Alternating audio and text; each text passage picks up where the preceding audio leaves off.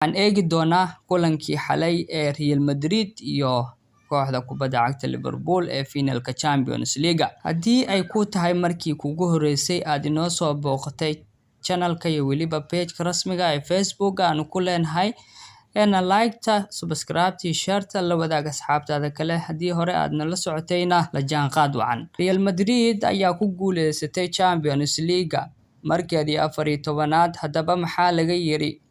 Kooxda Liverpool ayaa dooneysa inay markeedii 7aad ku guuleysato koobka Champions League ayaa waxaa la soo daristay niyad jab weyn kadib markii qaybtii dambe ee ciyaarta uu gool ka dhaliyay ciyaaryahanka Vinicius Jr. sidaasna ay guusha ku raacday kooxda Real Madrid oo ku guuleysatay koobka horyaalka Yurub.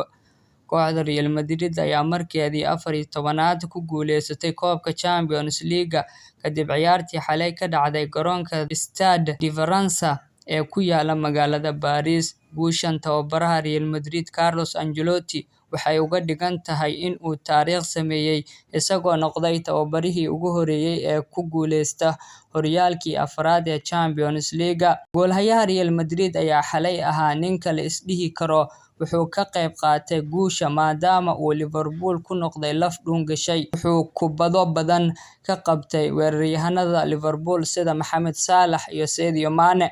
Xilli ciyaareedkii wacnaa ee Liverpool waxa uu horseeday in ay ku guuleystaan Carabao Cup iyo FA Cup kadib markii ay rigooreyaal kaga badiyeen kooxda Chelsea, laakiin damacoodii ahaa in koobab badan ay qaadaan ayaa ku soo dhamaatay niyad jab weyn. Man City ayaa 1 dhibic oo kaliya dhawaan kaga qaaday horyaalka Ingiriiska, waxaa halkaa ku soo gabagabowday rajadoodu ahayd in koobkan ay qaadaan. Taariikhda labada koox, Real Madrid ayaa laga badiyay 4 jeer 12 kulan oo ay Champions League xilli ciyaareedkan ciyaareen. Liverpool ayaa laga badiyay 3 ka mid ah 62 kulan oo ay ciyaareen tartamada oo dhan 2021-2022. Sidaas oo ay tahay, kooxda heysata horyaalka Spain ayaa gaadhay finalkii 17aad ee tartanka. Real Madrid ayaa xilli ciyaareedkan guulo soo hooyisay iyadoo ka soo adkaatay kooxaha Paris Saint-Germain, Chelsea, Man City.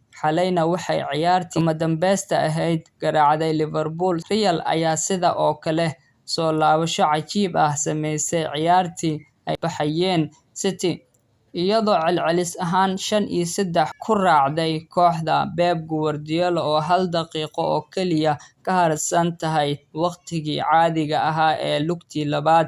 Benzema ayaa dhaliyay ka hor inta uusan Rodrigo ku qasbin waqtiga dheeriga ah 89 ilbiriqsi kadib. Benzema ayaa 7 gool ka dhaliyay Champions League xilli ciyaareedkan. Kooxaha Ingiriiska ayaa rigoore ay heleen kooxdiisa ugu soo saaray in ay soo gaadhaan ciyaartan. Ugu dambeyn, kooxda kubadda cagta Real Madrid ayaa ku guuleysatay Champions League. Waad ku mahadsantahay daawade. Haddii aad nala soo gaartay ilaa dhamaadka, waxaan kaa codsanayaa inaad follow iyo like aad page-ka inoo saarto, YouTube-kana subscribe aad inoo saarto.